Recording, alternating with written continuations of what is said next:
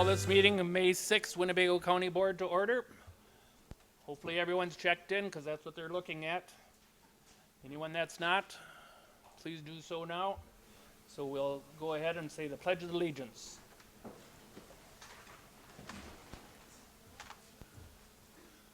I pledge allegiance to the flag of the United States of America and to the republic for which it stands, one nation, under God, indivisible, with liberty and justice for all. Invocation, Supervisor Powers. Thank you, Mr. Chairman. Good and gracious Creator of the world and lover of all humankind, teach all of us who hold office in this county the spirit of wisdom, charity, and justice, that with steadfast purpose we may faithfully serve in our offices to promote the well-being of all people. Amen.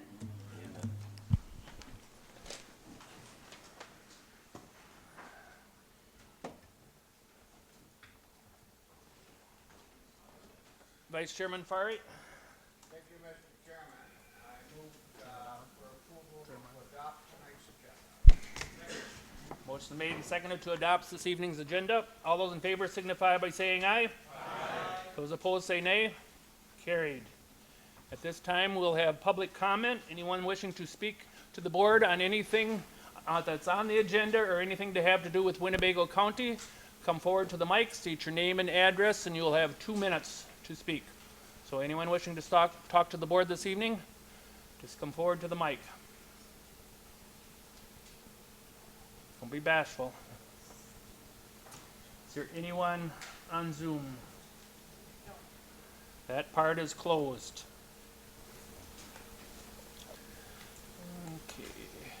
Reports from committee, commissions, and boards.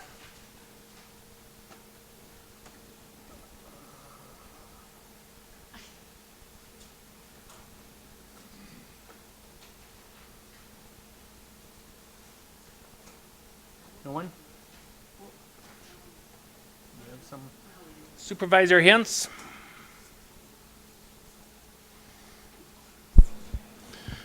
Thank you, Mr. Chairman.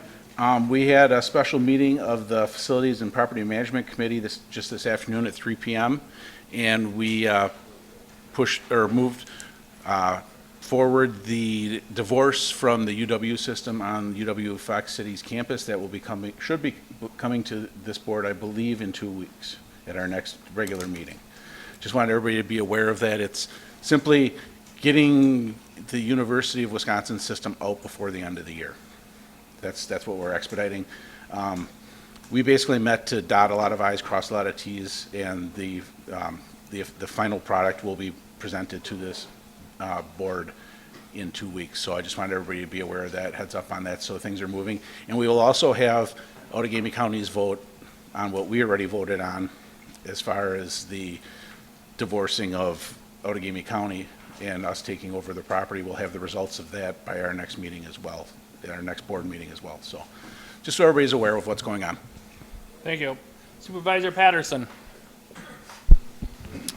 Thank you, Mr. Chair. I just have a quick announcement to make. I know there was some confusion last month, but I just wanted to reiterate that the Veterans Day at the county fair is actually going to be Friday, August 1st. I know we went back and forth on that date. Friday, August 1st is Veterans Day at the county fair. Thank you. Thank you. Supervisor Powers. Thank you, Mr. Chairman. This is just a first reminder, put this on your calendar, but I don't have the time, I'm sorry, that on August 30th, there'll be a dedication of the Hmong monument at the county park. And I'll have more information in the coming couple of months. Thanks. Thank you. Supervisor Nelson. Thank you, Mr. Chairman. Just want to let everybody know that on Friday, at the Convention Center is going to be the State Conservation Congress conference that basically has all 72 counties will be there, 5 delegates from each county, basically DNR rules, regulations. I'm sure that wake boats will be talked about a lot. I'm sure that the DNR permitting process will be talked about quite a bit, but it's kind of an honor to have a conference of that size come to Oshkosh. So just want to let everybody know that's what's going to be going on Friday. Thank you. Anyone on Zoom? Anyone that we missed? Already been input. Supervisor Harrison. I was trying on my computer 4 times, I couldn't get through. Okay, Supervisor Harrison. Okay. Thank you, Mr. Chairman. I have 3 things I want to talk about. First of all, this Tuesday, the Health Board will be meeting at 7:30 on a new date instead of Friday, so you know that. Second, I want to thank the Chairman Egan for filling in for me of our last meeting. He came to the rescue at last minute, so we didn't have a quorum, and I couldn't make it because of my illness, so I really appreciate that very much. The last thing I want to talk is, as a member, part of the task force, and things you'll be looking at here, there was a lot of conversation, and I think Supervisor Connolly did a great job of keeping us all together. There was some real heavy discussion back and forth on those. So again, as we review those, as you look at them, there was a lot of work on, a lot of questions, a lot of time put in, late nights on it. Some we agreed on, some we didn't. But I think the basic idea was we did want to bring as much forward for the board to decide. So really look into those. And I think the one key thing that I noticed out of it too is, you know, you have some of us that have been here for a while, and you have the other ones that are brand new. Things change. You're looking for changes and things there, and some things are right and some are not, but we don't always agree on them. But we brought the best possible package of stuff to you. So really look at them seriously, and I want to commend our Mr. Hanson for doing it. So it was a great job. Thank you, guys. Thank you. Anyone else that we missed? Not seeing anyone, we'll continue on. My report. Oh, there is one? Oh, I'm sorry. Supervisor O'Brien. I was just going to mention that May 15th is the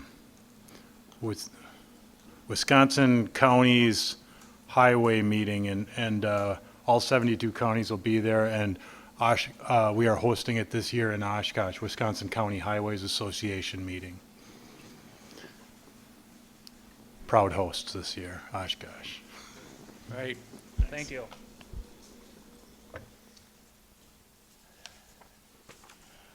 Okay, my report is supervisor that is asked to be excused are Supervisor Facetto, Supervisor Dowling, and Supervisor Schellinger are all excused for this tonight's evening.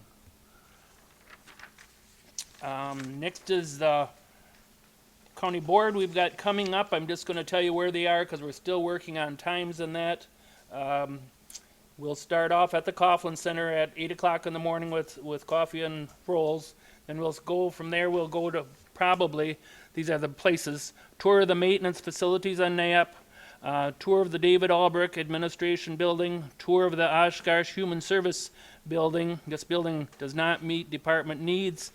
Visit the Parkview Coughlin campus site, potential as a new county campus.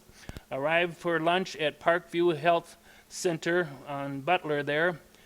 Visit the UW Fox Cities campus site in Menasha. Tour the Neenah Human Service Commercial Street in Neenah. This building was identified as being one of the buildings that needs to be replaced in the facilities conditional assessment. Then we'll go and visit the highway/jail/solid waste campsite, potential area for a new county campus. Then we'll return approximately about Coughlin Center, as close as we can because the bus that we take, they got to take kids back to school. So we want to keep everything on time. Once the times get figured out, it'll be sent out to you for next month so you know exactly when it is. And that will be on Monday, May 19th. So write it down in your book.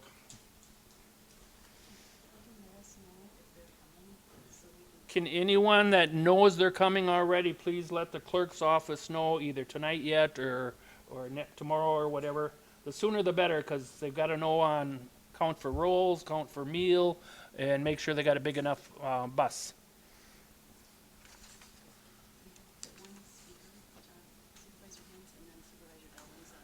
Supervisor Hintz. Thank you, Mr. Chairman. I just wanted to fill you in because I know you weren't at our meeting this afternoon. Director Elder and I were both trying to cut down time because we were told that they had to get back to school. So a lot of the stops on our tour will be stopping. Director Elder will explain the options that were there as far as just building onto the building and how that would affect the buildings and whatnot. And we're not actually going to be going into as many buildings to cut down on the time, but providing everybody an idea of the plans that were presented to us and showing you the impact of those plans. So just wanted to let you and everybody else know that we did try to make sure that we weren't going to be running really late. Thank you. Supervisor Dowling?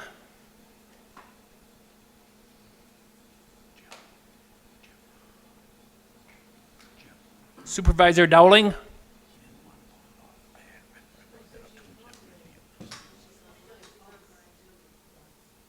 I'll try her one more time. Supervisor Dowling? Is she gone?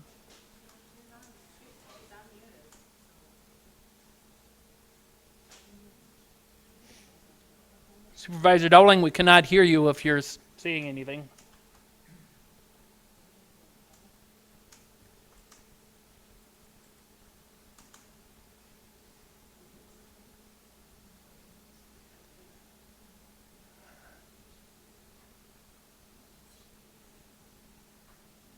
Is she unmuted, you say?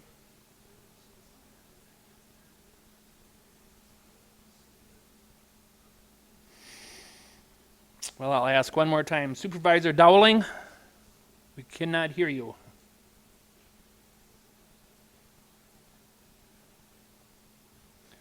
Okay, we'll move on.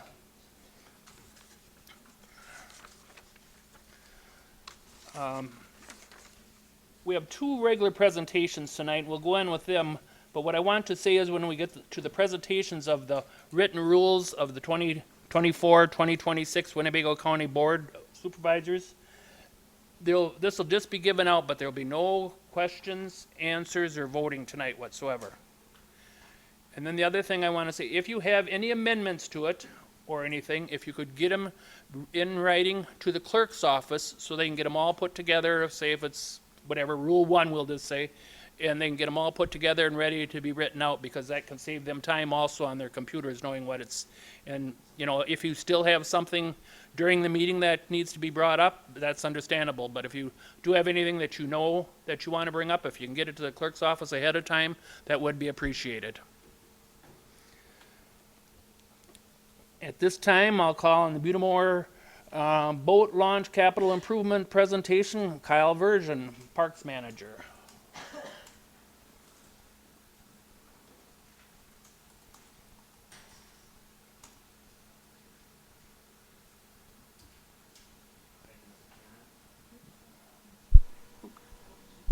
There it is. Good evening. I'm Kyle Virgin, Parks and Expo Grounds Manager, and I'm here to present the Butamore Boat Launch Capital Improvement Project. For those of you that are unaware of where this landing is located, the Butamore Boat Landing is located off of Leonard Point Road in the town of Omro on the southwest shore of Lake Butamore. The existing layout of this landing consists of one-way traffic from the south to the north. It consists of 2 boat landings, a small parking lot, 3 open-air shelters, some lighting, and very little space for prep and loading.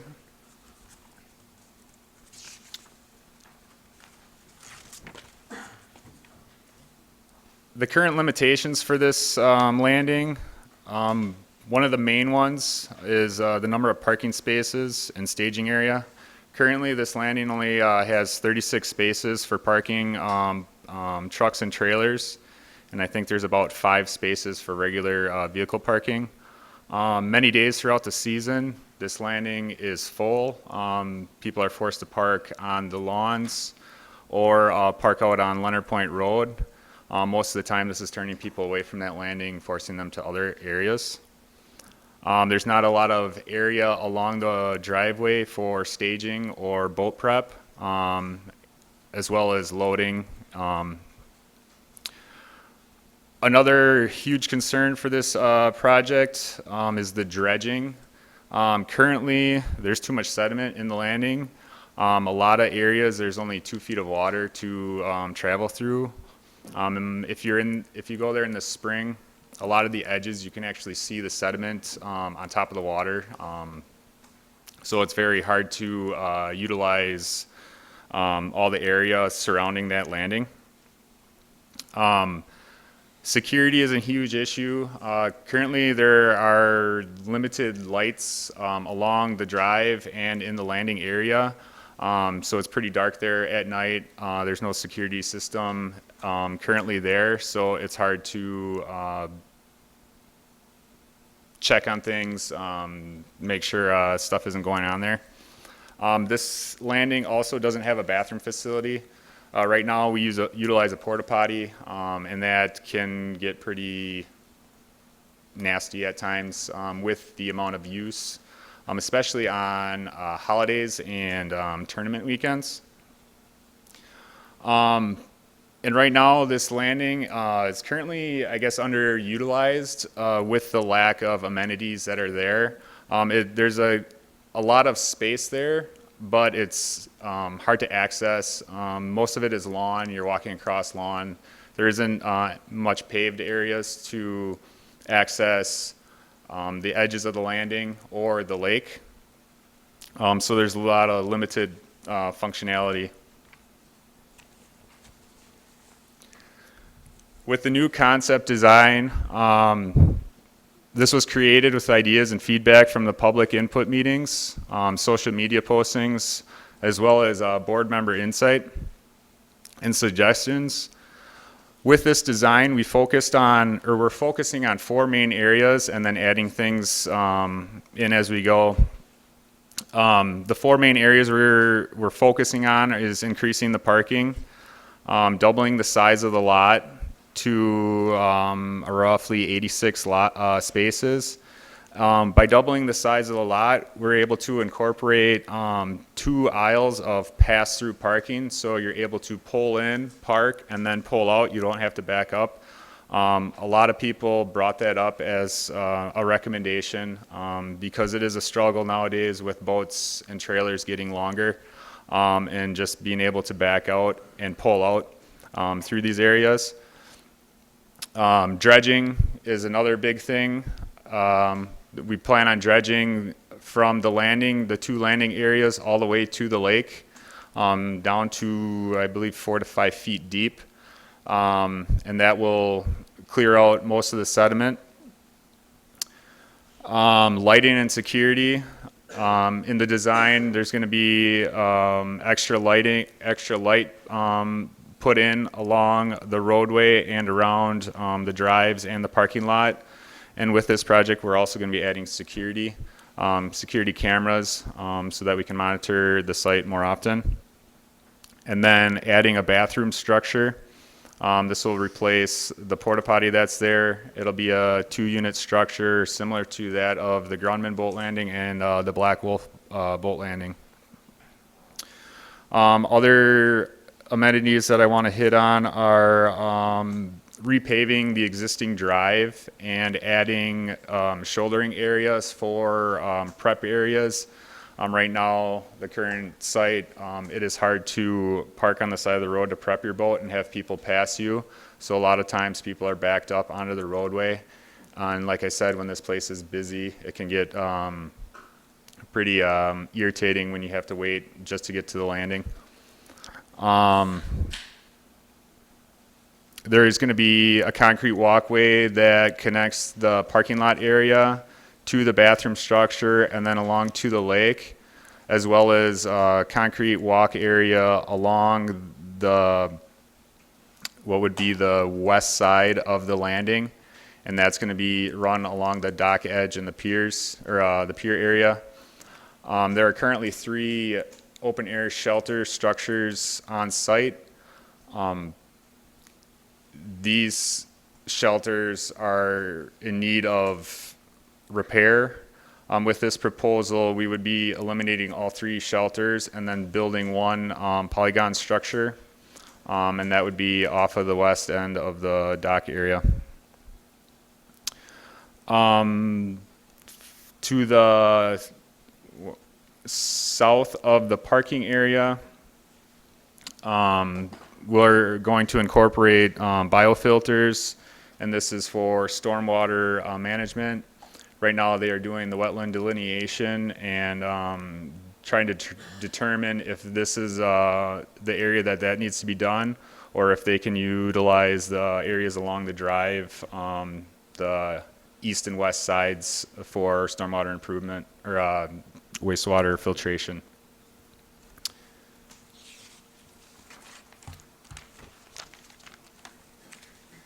The proposed budget for this project, expenses, planning, design, permitting, $145,848.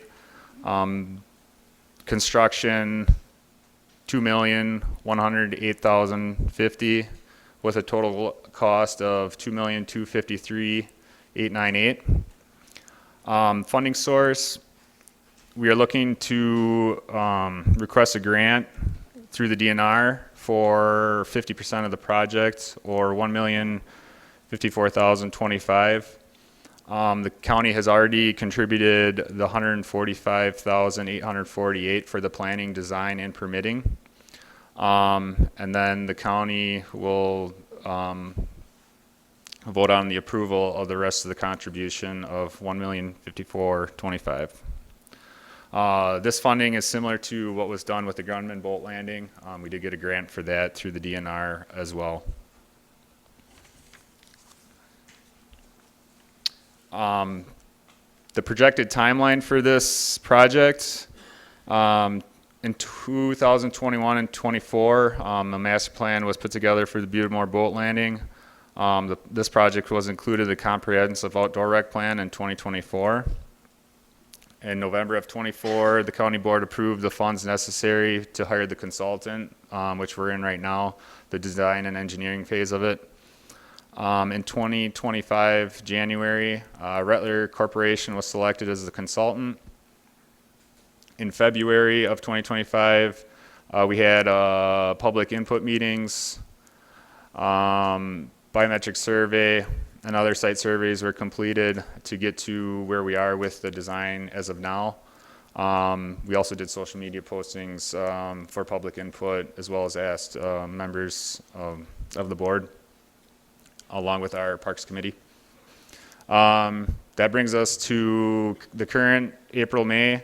I believe in your next county board meeting, you will be voting on the approval to apply for the grant for 50% of the project. June 1st is when we need to submit the grant.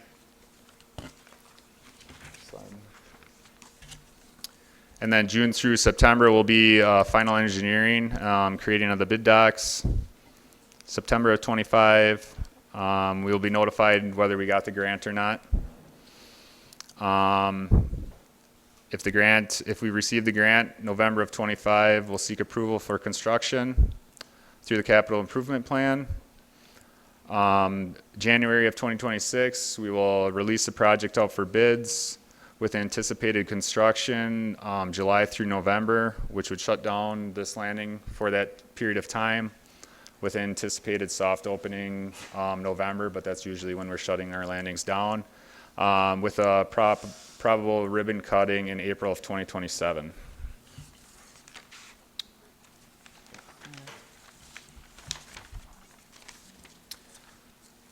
So back in March, the county board adopted the Winnebago County Strategic Plan Alignment. Of the 5 pillars that were incorporated in the strategic plan, the 5th pillar focused on quality of life. With this pillar, goals were established, which included investment in park and open spaces and development, increase accessibility to recreational facilities, and foster community engagement and recreation planning. along with another goal of enhanced water access and conservation, improve public access to waterways. This project definitely fits within this pillar, expanding the access, the usage, and access to the Lake Billiamore waterway system. Any questions? Supervisor Bureau. Thank you, Mr. Chairman. Mr. Bergen, it's an exciting plan. I love the linkage to the strategy and the constituent input. Two questions.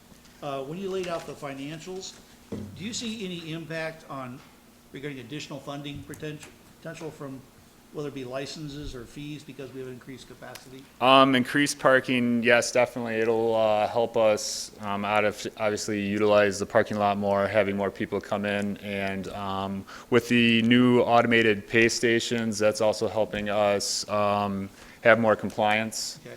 And we have seen an increase in that, yes. So that would help offset some of the investment by the county potentially? I do not believe so. That would be a question for Adam Brees. But I do believe that the funding from the county side of it would come through Got it, capital okay. improvement. The other question is technical in nature. You talk about security and cameras. Where does that go? Does somebody monitor it? Is it recorded? This site would have a closed system, so it would be on site. Yes, it would have, we would have to go and check that system, but it would also record the loop so that we can go back and see if there was damage or whatever. Great, thank you. Yep. Supervisor Hancock Cook. Chairman Egan, and thanks for the presentation on this. I'm really glad that you brought up the quality of life strategic pillars.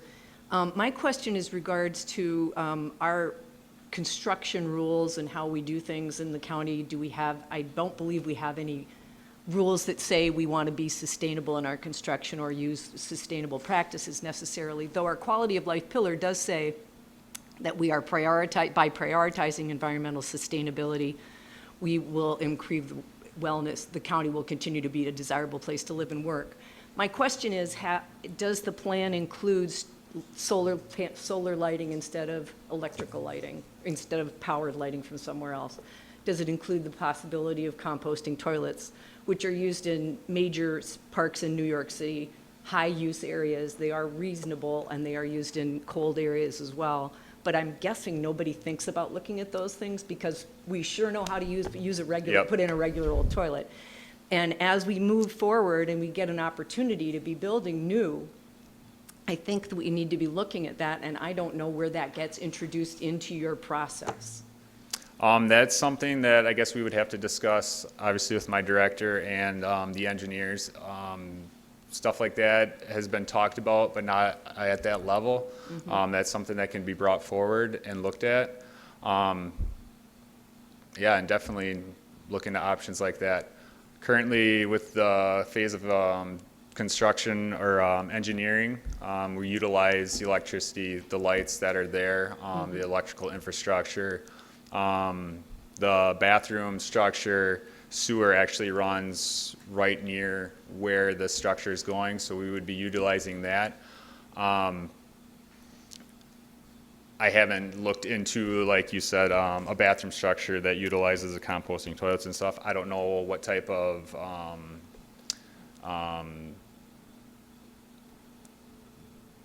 service on our end as a county department, how much time we would have to focus on maintaining that, but that's definitely something we would need to look into. Could you please just include me when you guys, if there's a chance for me to come and ask questions about that, I'd really appreciate it. Most definitely. Thank you. Supervisor Hanson.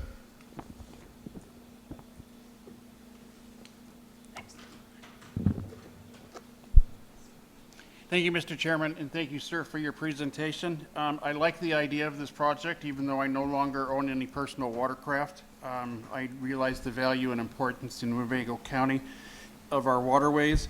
Also looking forward to seeing the DNR grant coming forward for a vote. And just a thought, I may be incorrect, but I'm thinking the Spirit Fund may have around $15 million still in it, minus the interest. So I'm hoping for the county contribution for 2026 on the $1 million, either all or in part, although I know those funds are coveted, that we might talk about some spirit funds going to this project because of the value that it will bring to the county. Thank you.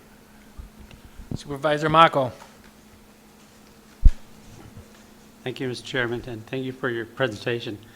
Just a quick question. The ADA kayak launch, I see it's up a ways from the parking. Is that going to be ADA accessible easily too, or? Yes, so the ADA, and I didn't bring that up, I didn't want to hit every point that we had on this, I wanted to keep the presentation at a minimum, but yes, the ADA launch will have a concrete walkway from the drive, and then there's a ramp that goes down, meeting the requirements of accessibility to that pad for launching kayaks. We placed this structure in that area to give ample enough space for boats coming in and out, and utilizing the area for boat parking or boat tie-up and stuff like that. We wanted to get it far enough away so that there weren't boats running into it. Everybody had enough space, and with this landing and how it's designed currently, we're able to utilize all the space instead of having everything crammed into one area. Right. Okay, thank you. Yep. He probably could have gave a lot more, but we told him he had a certain length of time to give it all, so. Supervisor Nelson. Thank you, Mr. Chairman. Appreciate the presentation. I believe when I first saw a layout of this, it didn't have the drive-through parking, and I brought the question up at the time that drive-through parking is so huge. I also don't see a whole lot of parking for single vehicles, and I don't know if that's anything. The reason I bring those up is I live right next to the Lake Winnebago Park. Thankfully, the county board helped support that project with spirit funds. We've had like 5 tournaments there already. Everybody absolutely loves the park. They've got it finished up. I can assure you that your revenue received from this is definitely going to go up. But we were able to provide a fair amount of parking for single vehicles. When Uncle Bob brings his pontoon boat, there's 2 other families that jump in the Prius and show up to go boating with Uncle Bob, and you kind of have to try to accommodate those single vehicles also. So, and we did kind of neglect a tie-down area. Fortunately, there's 2 spots that we're changing to a tie-down area. Tie-down area is huge, and if you don't have it, it messes up the whole thing, especially at a tournament. But I'm very glad to see this getting upgraded and improved, and I'm sure over time the launch fees will certainly help cover some of that investment. Thank you. Supervisor Buck. Thank you, Mr. Chairman, and thank you for the presentation. One question and one comment. Thank you for adding the vision statement here. One thing that I see in there is that access and also the new trail in there. If anybody knows that area, is pretty busy on, I think, Sandpit there, and so a lot of folks walk their dogs out there. I'm sure that'll be much appreciated. And then the question I have is public fishing access. I don't see that anywhere in the plan. Is that something that, I know folks fish out there, but I don't see anything where there's a spot for public fishing out there. Is that in the plan? I don't think there's a designated spot on the plan, but this landing, you are able to utilize both sides of the waterway landing area for fishing. Incorporating this concrete walkway on the west side is going to help that. And then there is a current dock there that has, it's boarded up almost like a safety so people don't go over. They are going to be removing that, and that's going to be a tie-down spot as well as a dock for fishing. Then a potential gravel path out to the actual lake to get better access out there for that utilization. Wonderful. Thank you very much. Supervisor O'Brien. Thank you, Chairman. And thanks Kyle for this presentation. Two real quick questions. One is when the dredging is done, how long does that last? Because it seems like it kind of like we get this north wind and it just kind of blows everything right back up in there. And number two is, will there be any enhancements to the existing kind of docks, like bumpers or more cleats or something like that, or are those kind of going to be how they are? Speaking on the dredging, I'm sorry I don't have the exact dates with me, but I think this has been dredged 3 times since its construction. And I believe within those 3 times, it was the initial dredging of the landing, and then 2 times after that. It's been about the same amount of years, so I think we're running into that same cycle. The question about tie downs and the landings, as the seawall gets improved and the potential for the ramp for the kayak launch, as well as removing the boards on the existing pier, we will be adding more tie downs and areas to tie off boats. We do have the cleats, people like the posts, so we try to give a good amount of each for everybody to use. Thank you. Supervisor Holt. Thank you, Mr. Chairman. Thanks, Kyle, for the presentation. I concur with Supervisor Hancock-Cook that we need to make sure that we've explored all options when it comes to solar and compostable toilets. An example is in Washington, Washington State, all of the state parks run compostable toilets and solar panels, I think. Supervisor Swan. Thank you, Mr. Chairman. I agree with Supervisor Nelson on the single automobile parking area. I think it's deficient for the amount of stalls you have here. You have 68 stalls and 2 launch points. Is there any, that's my second question, is there any, second point, is there any ratio that you normally have that you can point to in your other launch areas of, you know, stalls to entry points? So this is 34 to 1, right? You got 34 stalls to 1. I mean, it seems to me you could have significant traffic jams if everyone comes off the lake at the same time waiting to get their boats in and out. I think both landings are able to utilize 2 boats launching at one time. Now I know some of those boats. Okay, so it's 4 to, so it's, yeah. 4 per, yep. All right.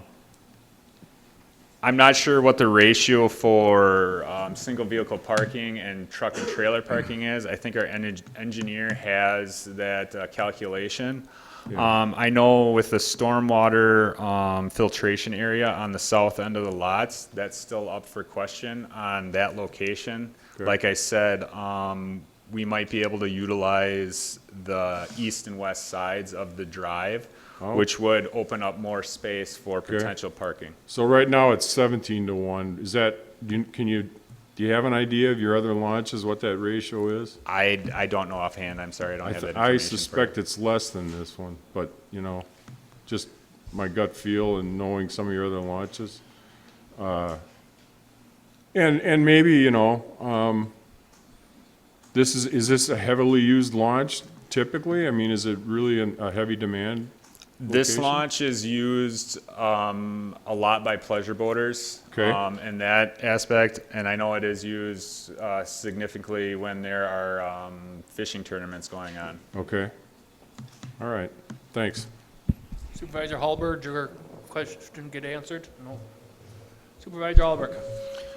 Thank you, Mr. Chairman. A very fine presentation. A simple request.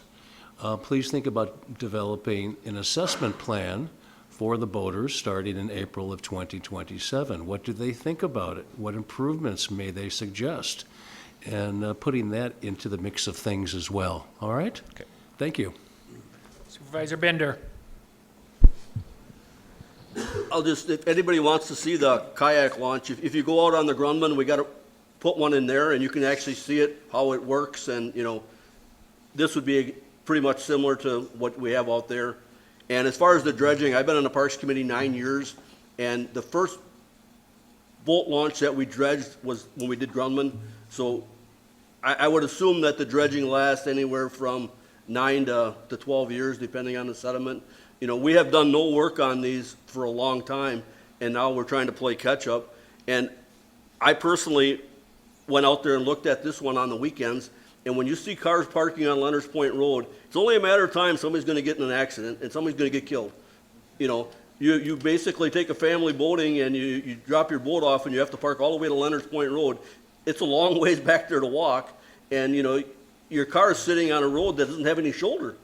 So hopefully that we can get this through, and, you know, I would say this is the last one that we absolutely have to do.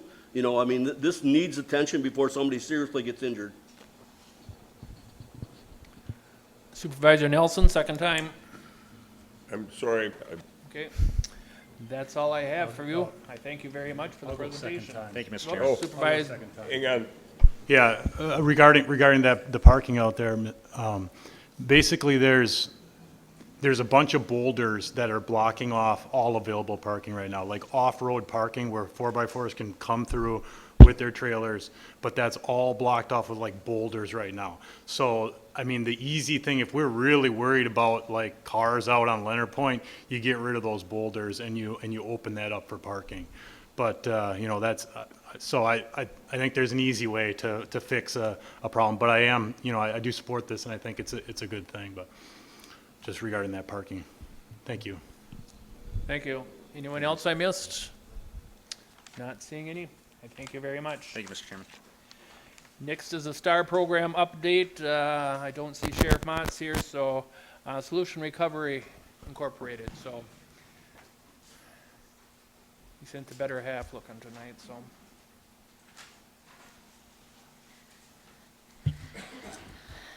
Good evening, and thank you guys for having me tonight. I am the understudy to this presentation as Megan Edwards was not able to make it this evening. So I'm going to be respectful of your time, and we're just going to talk about where we are at with the STAR program right now and what we're looking at for a funding gap. Little bit of history, you know that this was a county collaboration coming together to have this for a program in the jail focused on recovery. It came to fruition through the Winnebago County Overdose Fatality Review Board and the partners there at their suggestion of bringing peer support into the jail.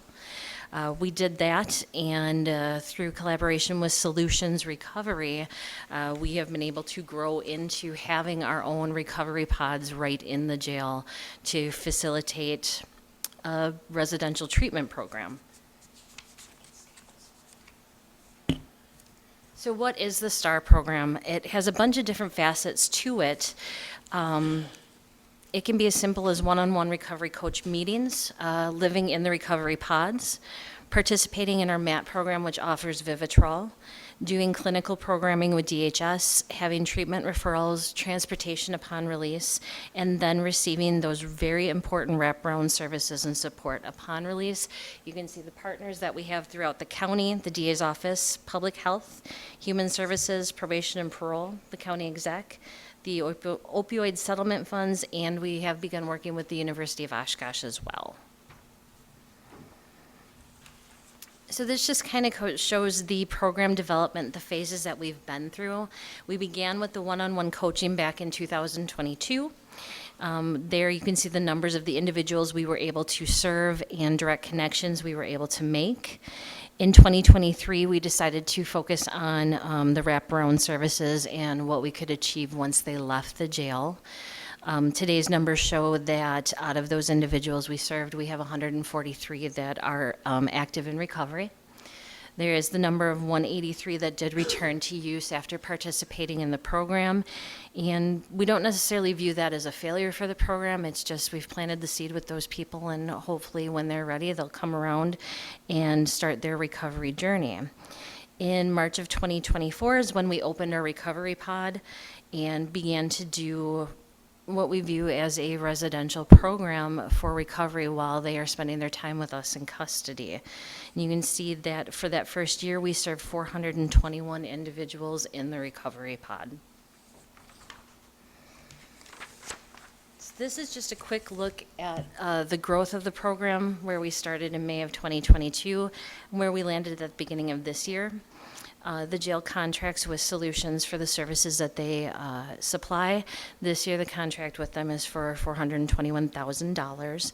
This covers the recovery pod services, the one-on-one coaching, and the wraparound services that they are doing for us. We were fortunate enough to also partner with UWO, and we've been working with Dr. Matt Ritchie in the criminology department, and he has been evaluating our program. So we have real-time statistics every 3 months where he is evaluating the effects of the program on recidivism. He's branching out into some different areas also to see how homelessness impacts the recidivism, along with being in the program and adding a lot of different facets to it. One of the things we found through the research that he was doing is we administer a drug abuse screening test at intake when everybody comes in. And we have found that the people that are participating in the STAR program are the target population that we want to be working with, as they have the highest risk factors based off of that screening test. So you can see on the chart that the STAR participants are at an 8 for their risk, the highest is 10, and the general population is testing out to be about 3. One of the other things that we saw with the recidivism rate is in our follow-up that the longer they participate in the program, the less the recidivism, or the longer it takes them to commit new crimes or see new charges. So those that are in the program for 30 days, we're at a 16%, 60 days about 10%, 90 days in the program, it drops down to 8%, and their recidivism rate based on their risk should be about 33%. So looking at general population versus the STAR program, there's a delay in recidivism. The general population takes about 85 days to reoffend, where the STAR program participants are at about 110 days. Looking at the 421 inmates that were served in the year of the recovery pod, and it cost about $60 a day in the jail, and figuring that they are 20% lower, it's about a $126,000 savings per year just by the delay in recidivism. Dr. Ritchie's research on the program, the STAR program, was recognized by the state university system, and him and his students that have been working on the data collection were able to go down and present at Research in the Rotunda, showing the work that they put into evaluating the program. Solutions recovery coaches were invited to come along with the sheriff's staff, and they were able to meet with some legislatures and discuss all the wonderful things that we're doing here in the county. One of the bigger stats that we like to look at is this having an impact on the overdoses that we have seen in the county? So looking at this chart, you can see that in 2023, we were at 47 overdose deaths that were confirmed. 2024, we dropped down to 24. The recovery pod and the robust part of the program started in early 2024. For 2025 so far, we have 4 confirmed overdose deaths with 4 that are still pending. So that puts us at 8 for the first 4 months of the year.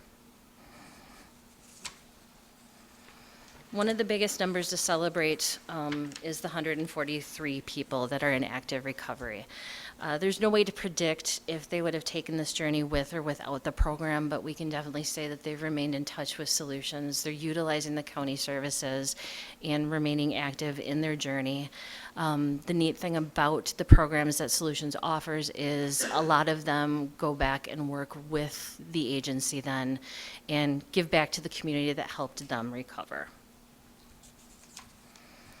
And they do have personalized stories as the understudy, I don't know a whole lot about Jay's story other than he was part of the program while he was incarcerated and now is currently managing one of the sober living houses that Solutions has. So one person in recovery, Megan did a really great job of breaking down this chart and just showing how the different facets that having someone in recovery affects, where it's from the family, the recovery community, what it does for the economy when they become productive members of society, and how it affects all of our systems in the county, from EMS to DHS, to law enforcement, hospitals, courts, and jails. And one of the unique things that we've seen in the jail setting is the change in philosophy and thinking about the recovery community and the acceptance by the deputies of the good work that we're doing, showing a softer side to law enforcement and how we can actually see some job satisfaction in the work that we're doing.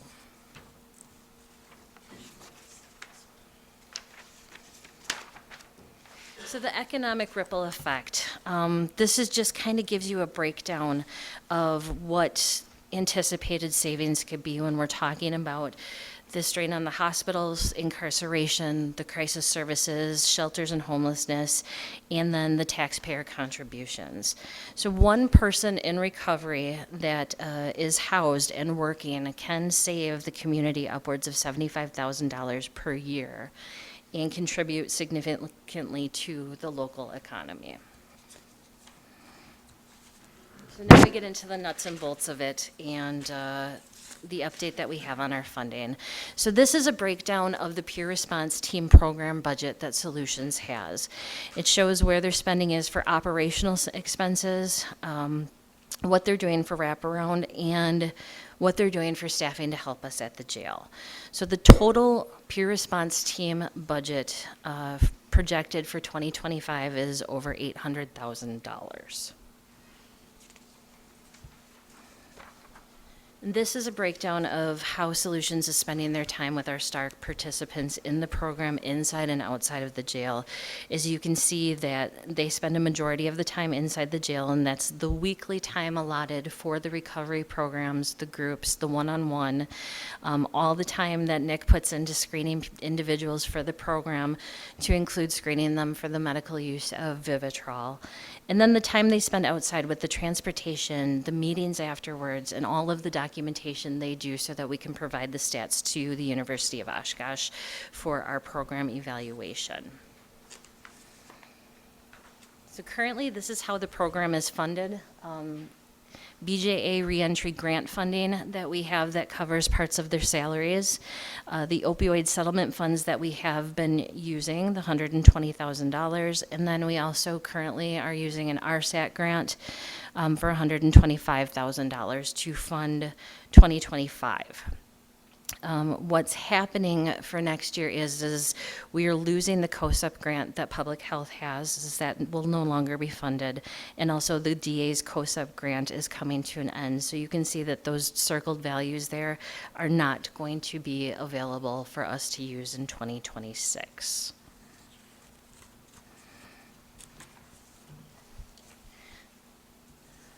So this is the total gap for the peer response team that they are seeing for 2026 is $421,000, losing the $311 from the COSUP through public health and the DA's office. So 80% of what the peer response team does is directly with the STAR program, working inside and outside of the jail. So Megan was kind enough to break down the percentages here of where they're spending their time and what they're doing. So the PRT portion that is the STAR program ends up being about $700,000 of the current budget for the peer response team.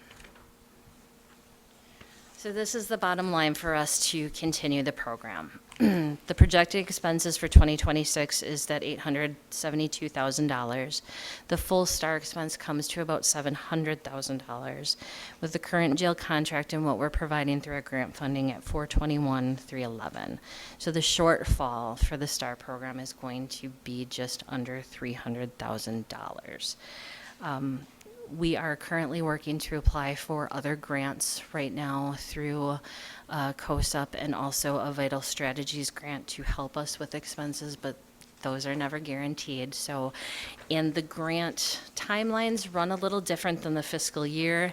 So we may be able to get some grant funding for 2026, but usually those end right around August. So we have to figure out what we're going to do for those last few months of the year. So without the funding, this is what happens, is we do have to close the male and female recovery pods. We won't be able to do the in-house residential stuff that we are doing now. We would be able to fund Solutions to come in to do the one-on-one coaching that they do, but it would really limit where we're at with the program and what we can do to continue the mission. So, any questions?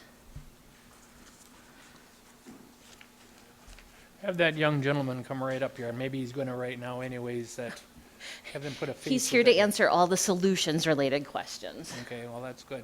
So, questions, you got anyone on there for Vice Chairman Fari? Thank you, Mr. Chairman. Just doing some quick math here, and I'm using that page that's stated how is the program funded. I note that the BGA grant ends in August, so I assume you'll need $104,000 to supplement the loss of that grant for the balance of this year? For the end of this year? Yes. Okay, yep. It states in now- here that that grant ends in August of 2025? Yes, utilizing the opioid settlement funds that we have, we are covered for this year. We do have enough funds to pay for the entirety of this year. So you won't need any additional funding for this year's? Not for what you're saying? 2025, no. Okay, thank you. Supervisor Powers? Thank you, Mr. Chairman. I noticed there was one of the little circle boxes that you had on your graph mentioned faith. I know there's a chaplain at the county jail. Is there a job? Is there a role for the chaplain in these recovery pods? And do you encourage or allow clergy in the community to come and see and work with their possibly their members of their congregation?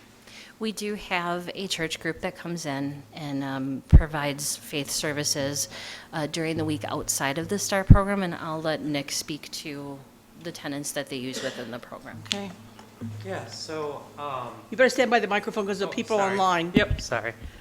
So we definitely encourage people to get involved in any faith-based services, and a lot of our guys go to the Sunday night church or the Sunday morning church that's provided in there when the chaplain comes in. Supervisor Bureau? Thank you, Mr. Chairman. A couple questions. Help me understand what the gap is, because there's several different numbers that are in here. Page 34 has 276,000 gap, but page 32 has a $421,000 gap and a $351,000 gap. I'm trying to understand what the gap is.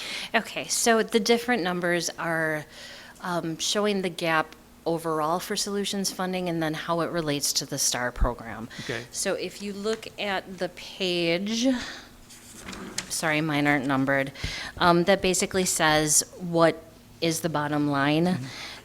Reference just the STAR program itself.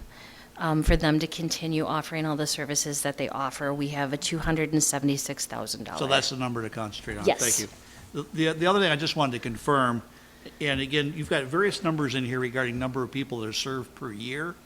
If I get this right, because I was doing some calculations here, it looks like, again, based on what number you use, it's $872,000. If you serve 1,080, which is one of the numbers, that's $807 per person.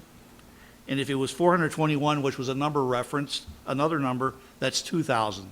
Yeah. And again, coming back to the recidivism, which to me is the most telling of all stats in here, that's relatively inexpensive, whether it's 800 or 2,000. So am I reading that right, again, as far as roughly dollars per person? So the 421 is specific to the recovery pod Got it, in the okay. program.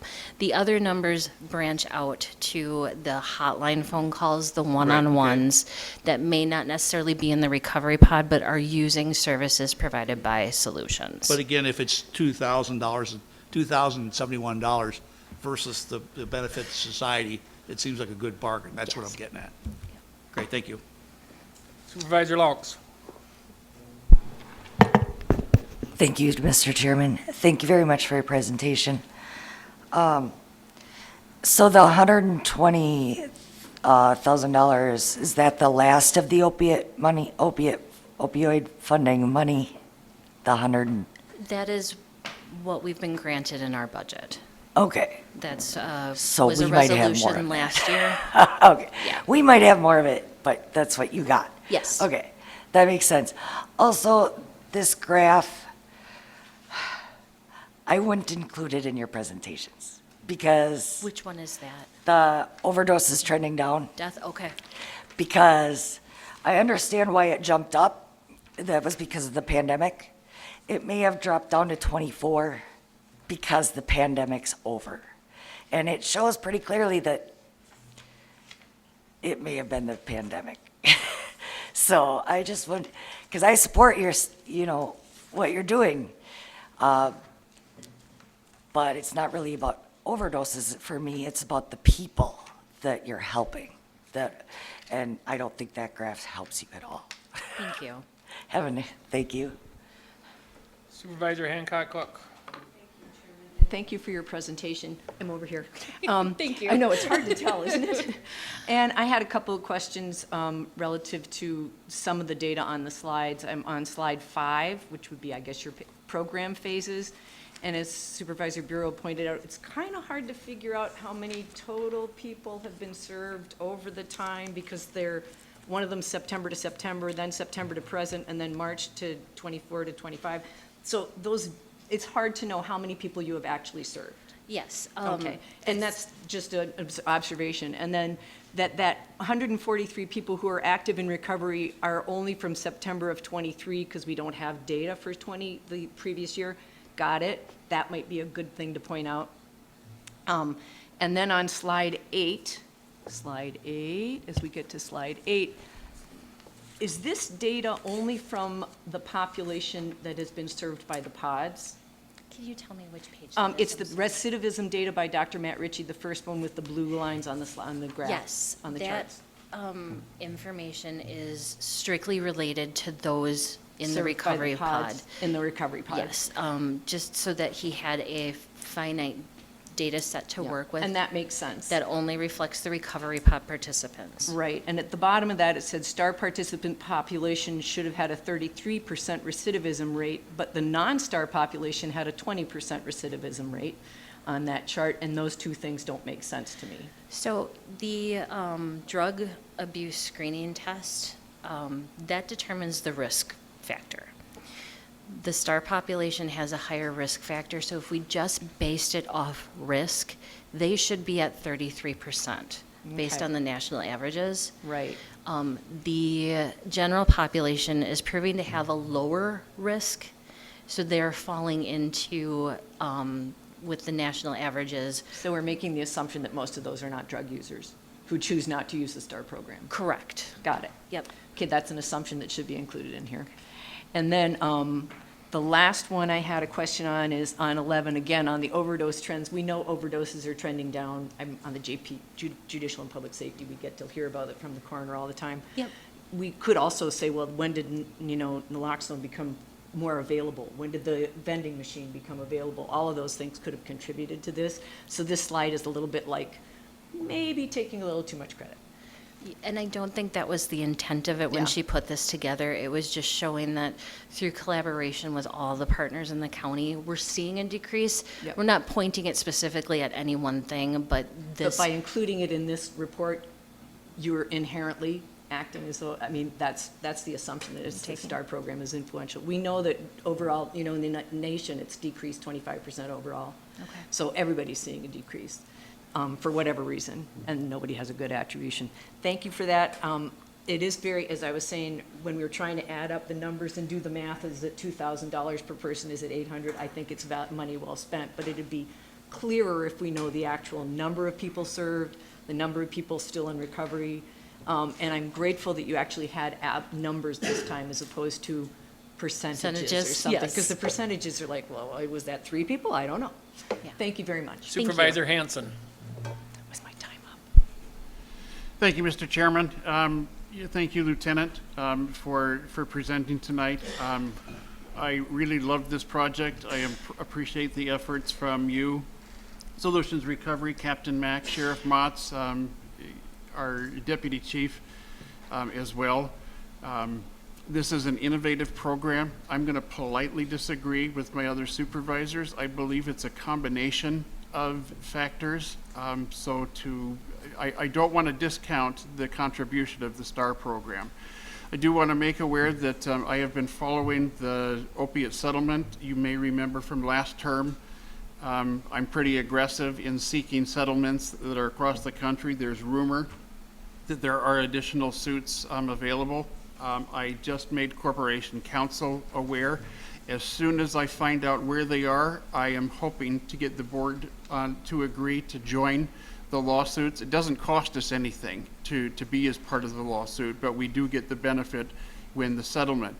I will also be very aggressive with the opiate settlement funds because I believe that's what they are for, to make sure that this program continues, and I truly hope for the board's support in that. Thank you.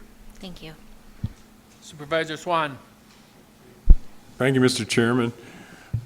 I was just wondering if can you tell us the type of substance that's most often involved in the overdoses and in the abuse? Well, both, I guess. That would be information that you'd have to get from the medical examiner. Okay, so, I mean, is it alcohol, is it opioids, is it, The reporting of the drug of choice when they're incarcerated, alcohol is always number one. Alcohol's number one. Yep. All right, so over the last year, have you seen any reduction in product availability across the board that would, obviously alcohol is available, but I mean, street drugs, have you seen any reduction of the availability of street drugs We've seen a rise in the use of cocaine. Okay. And less use of heroin, and meth is always kind of right up there with everything. But I don't have any statistics to show you with that. A rise in cocaine.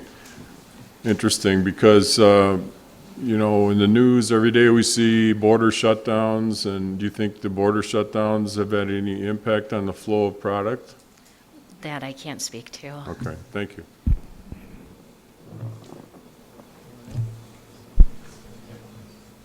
Supervisor Albrecht. Thank you, Mr. Chairman. Quick question to summarize here.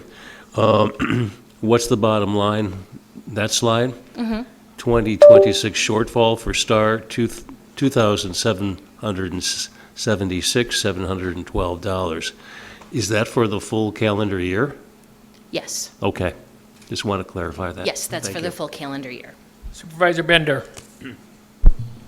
I was looking at your statistics, and the general population takes 85 days to re-offend, and the STAR participants take 110 days. Isn't the solution you don't want them to re-offend? So you don't list any percentage on the people that basically are successful. So you're asking me to basically put money out there for you, and you have no statistics on how many people were actually successful out of your program. And my other question would be, is a lot of nonprofits fundraise. Isn't it possible for Solutions to fundraise some of this money? I know that other nonprofits, that's where they get their money from, through fundraising. With the 26 budget cuts that we could be seeing, Dr. Topol was saying that they may have layoffs in human services, that he won't be able to keep all his staff. So, it's not that I don't support the program. I would like to know how many participants you have that are actually successful, because that's the goal of the program. I don't care if it takes them 25 more days to offend. It's like, so what? Then we accomplish nothing. The goal is to never have a relapse, and to be successful and get back into life like a normal human being, and Now basically, every 110 days, another trip back to the jail and $6,000 more for the STAR program, because naturally, I would much rather take your program and have that structured than sit in a pod with 50 other inmates all day. You know what I mean? So, you know, I'd like a little more information, I guess, when we actually vote on this, on how many people went through your program that are actually successful and haven't reoffended. And that's a difficult number for us to get because there isn't a defined success other than I'm still in recovery, I'm still sober. Now, do we add the recidivism rate into that? Sure, but we've only been watching the recidivism rate since March of last year. So it's a 3-month evaluation each time.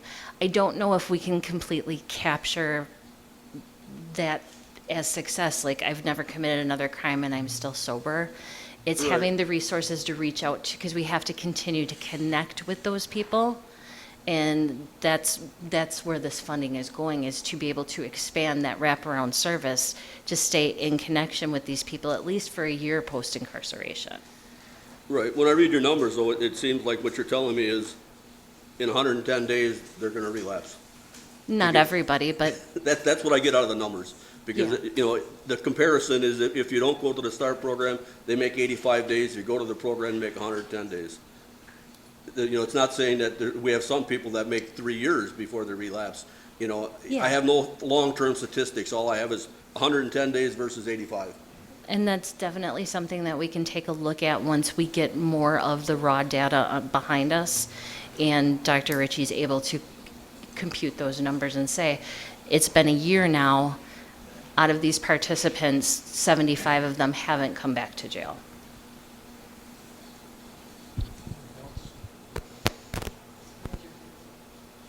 Supervisor Bureau?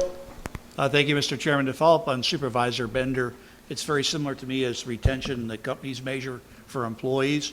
If you go back to the beginning of the program and you have two numbers, what I see is overall served and then recovery pod served. We've got the names. Do they show back up as far as having committed a crime and then end up in jail? To me, that's the numerator and denominator for which to answer Supervisor Bender's question. So just wanted to offer that. Yeah, so right now, the numbers that we're focusing on is that 143 that are still active in recovery. Sure. Because we're able to maintain contact with them and follow them through. We have the 183, I think it was, that relapsed. Mm-hmm. They're not necessarily always reaching out to us, and they're not necessarily always being reincarcerated in our facility. They may be getting reincarcerated in other places. So these are numbers that we can, actually attest to as far as the numbers where is somebody sober for 12 months and they never commit a crime again. If they don't come back to our county, we don't necessarily know that. So let me ask a innocent question. Yeah. What if I did a search of a name nationally, would I not see that someone's been incarcerated? Does that not exist? No. Oh, wow. Okay, thank you. You can check for the state of Wisconsin, but not necessarily nationally. Great, thank you. Mhm. Supervisor Hanson? Yes. Thank you. My second time, just for context, Lieutenant, could you tell us when the STAR program began? It began as the MAT program in 2022, where we were just offering Vivitrol to those who screened out for it. In that same month, we brought solutions in, just a handful of coaches that did one-on-one. And from there, when the demand it exploded. We had a lot of people that really wanted to partake in this. We expanded what we had for solutions on hand. We went from 2.5 recovery coaches, I think adding another 3. And then as we got further along in the program and they started doing groups, the inmates brought to our attention that they were struggling with being housed with inmates that weren't of the like mind. So the sheriff came up with the idea of actually having the recovery housing to put these guys together for accountability and to assist us in the efficiency of having the group meetings and embedding solutions right on pod with them during the day. And that happened in March of last year. With one of the grants, we do have a discharge coordinator now from DHS that's working with the program that helps set up insurance, jobs, and housing before they leave. And we're hoping with the deflection grant that we're applying for that we can expand the program even further and have a sheriff's office employee that is actually transporting them to meetings and doctor's appointments after release. Thank you, Lieutenant. The reason that I ask is just so that everyone puts into context the data that we're looking at. This is a really new program. It is an innovative program, and so the data is going to be constantly changing, and it is new. I am also aware through conversations with Sheriff Motz that there are many counties across this country that have their eye on Winnebago County as being the gold standard, and what do we need to do to duplicate it. So I'm just hoping that the board will continue to support the STAR program because we can certainly talk about some failures of recidivism, but we need to celebrate the successes of those that don't. Thank you. Thank you. Supervisor Holt?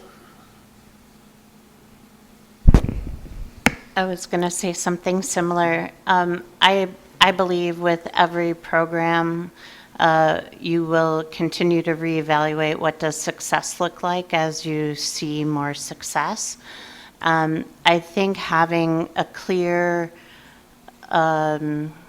point, like a lighthouse, where you're always looking at what does success look like, what are our targets for the year, what do we want to achieve as a combination of the Sheriff's Department and Solutions Recovery. I think having those conversations and making clear statements of what you want to achieve will help you reach to new heights. But I also agree that this is a very new program, and it takes a long time to figure out what you want to measure, what we want you to measure, which you've heard a little bit about today. And I think that the graphs, the numbers will come. My request, to pile on with what you've already heard, and I don't disagree, my request is to look at these numbers annually, maybe quarterly for a while until you have more data, so that you can start to evaluate trends and see what's working and not working. And I think that's really your goal right now, is to figure out what's working and not working, what's having an additional incremental impact, what's not, what you should let go of, right? Because it's not changing people's minds or hearts. And I think the 140 some number is huge. And I think that if you can add in addition who has not reoffended, even if it's 3 people, that's still a starting point for establishing a trend. I guess that's my perspective. Thank you. Can I say something on? I was just going to say something on the recidivism piece that a bunch of people were talking about. Was that we've had a couple of people who they've come into the recovery pod. They're with us for a little bit, and they go to some groups. They start to learn something. They start to maybe want to do something different, but they haven't quite made a decision. They'll leave. They'll go back to their old living environments or whatever, and then they'll come back into the jail, maybe on a new charge, and that's the piece that we see a lot too, where it's we're kind of planting seeds. So they'll get this idea of what we have to offer. Sometimes they'll go out, they'll figure out their own thing, and then when they come back, we can get them into treatment, get them in. They're more open to doing the program. Supervisor Hintz. Thank you, Mr. Chairman. I'd like to go back to the recidivism data by Dr. Matt Ritchie. I just want to try to understand this better because I'm trying to wrap my mind around this, and for some reason the logic's not working on this. And I'm fully in support of what you do, so don't think I'm trying to tear you down right now. I just want to understand the numbers better. It says at the very bottom, it says STAR participant population should have a 33% recidivism rate based on risk severity of SUD. What's the time frame on that 33% recidivism rate? I have all of Dr. Ritchie's stuff right here. I think that they're setting it at the 90-day mark now that we have 90 days worth of data. Okay, and the reason I ask that is because it comes out, when you look at 30, 60, 90, it comes out to around 34%, which is right in that area. And I was wondering if the numbers that you're talking about with the 33% recidivism rate, is that, you know, in a year, is that, you know, or is it just in this 90 days? Because I know this is new, and I know that there's learning curves, and we have to find out what's working and what's not. It's just, like some of the other supervisors have mentioned, I'm hoping for a longer-term goal, and I understand that there's difficulties with that. I've worked in a place that employed many people who've been through solutions, and I understand the road that they're on and how they support each other. Yep. And I applaud Solutions for becoming a part of this because of the work that you guys do. I've seen it firsthand how that works, and I know there's at least one other supervisor here who can back me up on that. And I just hope that as this goes on, that we can get longer-term numbers out of that, because that's where we're going to really be able to let the public see and show other counties where this is really helping. And like I said, 90 days is tough. It is. And I'm just hoping we get there eventually, so thank you. Yeah, absolutely. We plan on to continue to partner with Dr. Ritchie and his students, and right now we're trying to shoot for new numbers every 3 months to keep building on what we have. Supervisor Halber.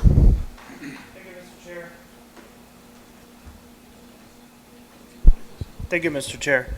For the recidivism numbers, I noticed that it said that there's a 10-part questionnaire. Is that available? I would like to know what type of questions are being asked, because I would like to understand, as far as being reincarcerated, if they're being reincarcerated on charges that have not been brought up yet, or if they're being reincarcerated on brand new charges after leaving the program. So I just want to understand where these numbers are coming from and how they're being gauged. And as far as some of the other comments from my colleagues, I completely support this program, and I understand the need to have long-term data, but in order to have long-term data, we need to have a long-term program. So let's just keep funding and letting them do their job. And yes, I can absolutely provide the DAST 10 that we use if you'd like to see those questions. And I do believe that Dr. Ritchie and his students are looking at new charges only, not coming back for past charges. Wonderful. Thank you. Okay, that's all the speakers we have now. Did you want to say something? No? Okay. All right, Thank you very everyone, much. Thank you both. Okay, we'll go right into this presentation on the written rules of the 2024 through 2026 Winnebago County Board of Supervisors. I think most of you know that it went through a 7-person task force. Then from there it went to JPS, and that's a 5-member board. So, and there was some changes here and there, but I can tell you that the task force put a lot of time into it, and JPS put a lot of time into it when they did. So it wasn't something that was just flew over and let's do this. I applaud all you that took and worked on this. Vice Chairman Faria and myself sat in on a good share of the task force meetings. We didn't vote unless they were short members, but otherwise we were there, and there was a lot of hours put in on it. Supervisor Hall, or Hear this presentation, it would violate the board's established procedures, specifically Rule 7.1 and 7.5, that requires all written resolutions or ordinances to be considered by a board, to be prepared and presented with a brief background statement, a rationale of why the board should consider action, a financial and resource impact statement, of which these resolutions do not have. So I would like to respectfully move on to the next topic, please. I'm going to ask Corporation Counsel to talk on that because It says he's to one be that said considered that we could. by, But thank you not for bringing it. for action. to us. We're not doing any action tonight. Correct, it says Right. to be considered by. That's right. And I can tell you that given the fact that this is going to be a presentation, there is no voting. then it is perfectly appropriate, as far as I'm concerned, to go forward with this. Voting is an action. To be considered is a presentation. If we are hearing it to be considered, it is if we're hearing a presentation, it is that we are considering it. Well, you're hearing, it says resolutions to be considered by the board. Correct. For voting. This is for presentation. It doesn't say for voting. Right. To me, it's just like a presentation like we just had the first two. Except it's written in a resolution format, which triggers 7.1 and 7.5. Except point of order, Mr. Chairman. Just hold on, we have Corporation Counsel Well, looking into this. it's because I believe that Rule 26 is what created it, so the concern, though valid, doesn't necessarily apply because of Rule 26. There is another item as well. These resolutions that are in your packet are marked draft. They are not marked as resolutions that would be considered for a vote. It's a draft. So given the fact that there is a stamp that says draft on them, coupled with the fact, as Supervisor Hanson referenced, Rule 26, I believe it's certainly appropriate to consider this as a presentation. So where in the rules can we point to the fact that if a resolution has the word draft on it, it is not anything other than a presentation? I would say practice. Correct. And through practice, we have been doing things incorrectly. I have a list of documents that we have passed that also do not meet these standards. Okay. And that is what you came to my office at 2:30 when I was about to go to a meeting, and you gave me a list. Well, no, you showed me a list. You didn't give me a list. Correct. And as I said, I'd be happy if you send it to me. We can look at it in greater detail to see what it involves. I think out of 147, you listed 7 potential. Yes, 7, and 2 of which have financial impacts to the county that were listed as $0. Okay. Your opinion, and I will be No, happy it's to in the look at it. contracts. Okay, I will be happy to look at it, but I haven't looked at them, so I Sure, can't address I that. But I understand. can address what you're talking about now. And what you're talking about now are resolutions that are stamped draft, and as Supervisor Hanson referenced, under Rule 26, it specifically says, as you know, that the task force that you were on was going to be disbanding automatically after the last JPS meeting in May, and then the Winnebago County Board may act on any specific resolution or ordinance recommendation by the ad hoc task force and passed by JPS after May 2025. So in other words, this board, and then it goes on to say, may be approved no later than June 2025. So this board may consider the actual resolutions in terms of an actual vote in either May of 2025, not tonight, but on May 20th, or in June of 2025, based on the rule that your board passed. Correct, but in Rule 7.1, it says that all written resolutions, it doesn't say whether or not they have to have the word draft in them.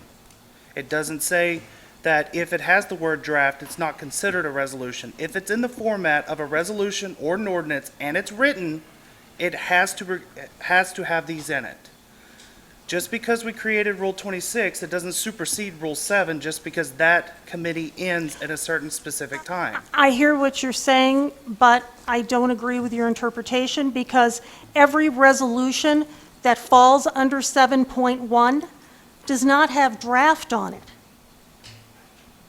But it's not in the rules. I'm the What I parliamentarian. am referring to is, Yeah, I'm the parliamentarian, and I'm giving you my opinion. yes, that is your opinion. Thank you for your opinion. Can we have a ruling? Is that your ruling? No, That's you're- an opinion. Right. You have to make the ultimate ruling. Vice Chairman Fari. Thank you, Mr. Chairman. In view of your concern, Supervisor Halver, I will move to suspend rule number 7.1 and rule number 7.5. Your quote for tonight's meeting. Motion made and seconded to suspend them. Any discussion? Any discussion?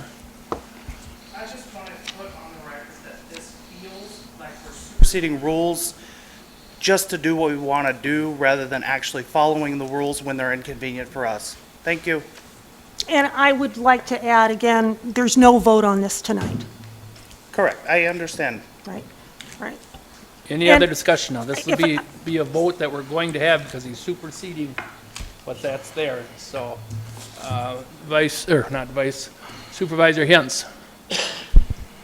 Thank you, Mr. Chairman. Just as clarification, I believe this is not open for discussion tonight. This is a simple presentation giving us what's going to be presented to us in 2 weeks' time. Right, there's no Yes. discussion. So we are tonight. considering nothing tonight. It is all informational, Correct, Correct. and that is why your opinion is where it is on this. correct. Okay, I just wanted to clarify that Right. because I want to make sure I was understanding it correctly. Thank you. You are correct. And I don't want to add to it, but obviously 7.1 is suspendable. 7.5 under suspension of rules is not, but 7.1 is suspendable.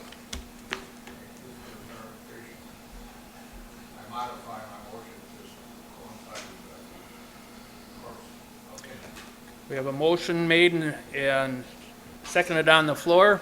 All those in favor signify by... Oh, we got a motion on the floor. It's, motion's on the floor. okay with the yes change? Yes. So we have a motion made and seconded on the floor. Supervisor Powers. I withdraw my comment. All those in favor signify by saying aye. Aye. Those opposed say nay. Nay. One nay. Okay, at this time, we'll have Supervisor Wise from the JPS Chairman and Supervisor Hanson from the ad hoc task force. These still violate 7.5, that is not suspended. Oh, God. Billy. We have it from Corporation Council, they've been suspended. Motion's made and seconded by the board, other than yourself. It's done. We're moving on. 7.1, Mr. Chair, we could not suspend 7.5. These ordinances also still violate 7.5.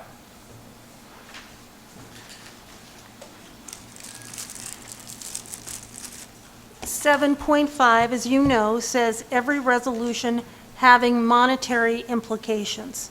So if we go to Rule 0.0, which talks about ethics and individuals collaborating, I don't see where that would have a monetary impact, unless, of course, someone was unethical and then they had to proceed for a hearing. We spend more time in this building using up lights to hear a presentation. We're here on Winnebago County employees' time to hear a presentation that doesn't follow the guidelines of our rules. That is a financial implication. If we were to eventually pass these rules, and we need to reprint the rule books, that's a financial implication.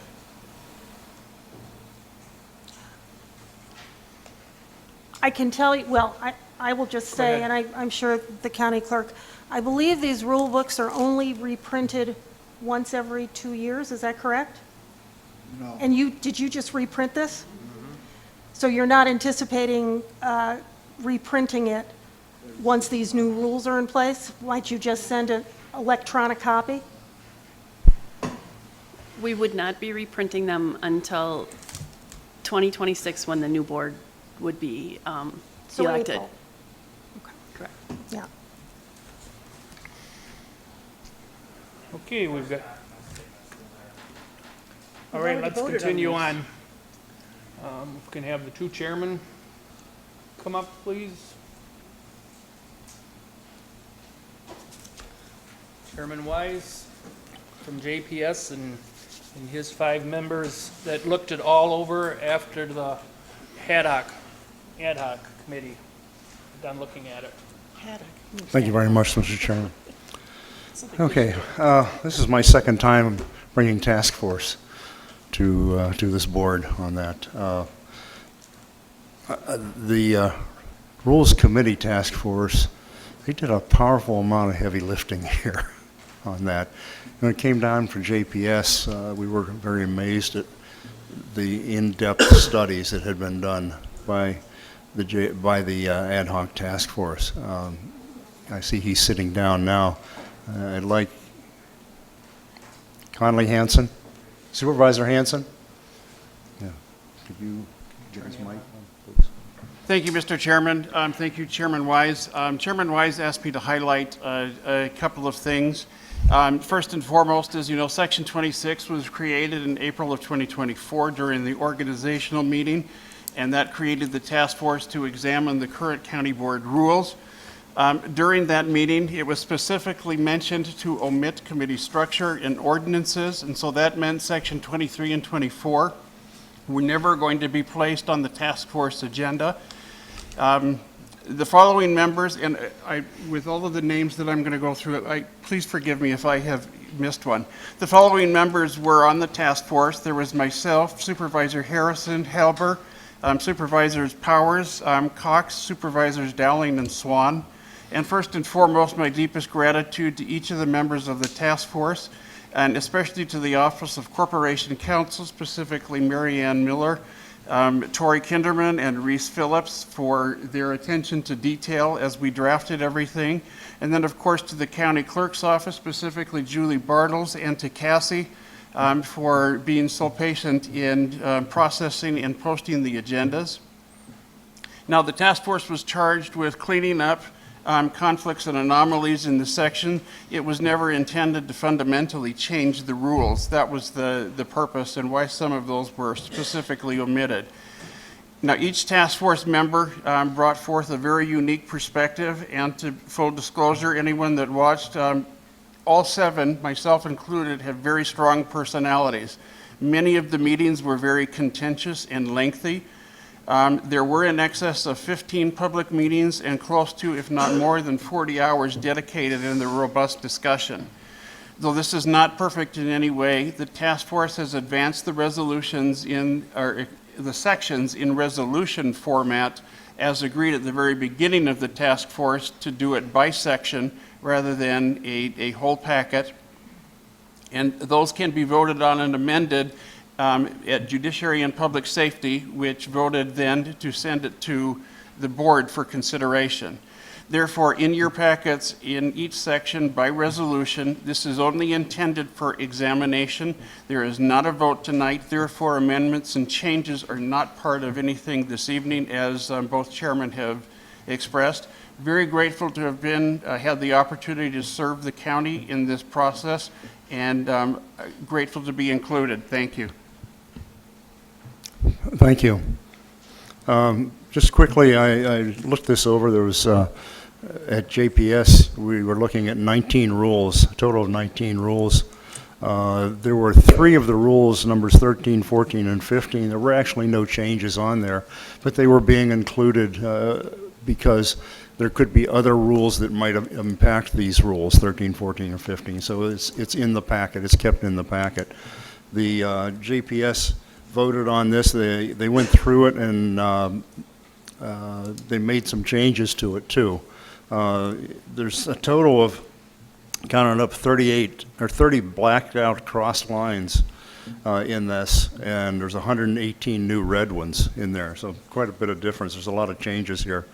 One of the things, and Chairman Egan touched on this, for the next meeting is on the 20th, I believe. So the 20th, it's imperative that if you want to have an amendment, get it into the clerk's office. That's a time waster, having to decide, okay, what it is this a shall or a shall not, or what it was. There's a big difference between these things. So get it into the clerk's offices just as soon as possible, and then we can move this thing along. When it came to JPS, the vote was not even close on it. It was, in 17 cases, the vote was 5-0, one was 4-0, and one was 4-1. So we feel confident that we have done our job at JPS and sent it out to give you the best package possible on this. There are very few changes that we made on it. We think that 7 people looking at it and 5 from JPS, and yet we have 36 here that are going to actually make the decision. So we're probably very lenient. We may not have agreed with some of the numbers, the terms, and things like that, but we think that the 36 are going to make the right decision on it. So with that in mind, if they have I don't have anything more to add to this. Can you just read them down real quick? I'm sorry? Can you just read down the numbers real quick? Yes, okay. The first one is 00, which is the role, 0.0, I'm sorry, the role of the county board supervisor. The next one was 1.0, the time and the meeting place. 2.0 was the orientation meeting. 3.0, this is probably the biggest one. There's actually 30 red lines in there. This one was also a 4 to 0. And this is the organizational meeting. A lot of things to consider in that. 4.0 is the budget meeting. 5.0 is the powers of the chair and the vice chair. 6.0 is the order of business. 7.0 is handling resolutions and ordinances. 8.0 is the written agenda. 9.0 is the definitions. A lot of definitions in there. 10.0 is privilege of speaking. 11.0, the voting and the roll call. 12.0 is the motions. And this is the ones that there were no changes on. 13, the suspensions of rules. They have no, they did not cover anything, neither did JPS. 14 is Robert's rules, and there was the same thing there. And 15 was the publication of reports. There's no changes on that. 18.0 is the general duties of the county board. And 21.0 was the rules, or access it was called. 22, committee meetings, and that was it. That was all. They put a lot of work into this, and I'm looking forward to the 30th on that. Anything else? Thank you much. Okay, thank you. Okay, I have nothing other than, don't know how many amendments or whatever is going to be, but so bring your snacks or whatever at the next meeting. Could be very long, but Make a motion to adjourn. Second. motion made and seconded to adjourn. All those in favor signify by saying aye. Aye. Opposed say nay. Adjourned.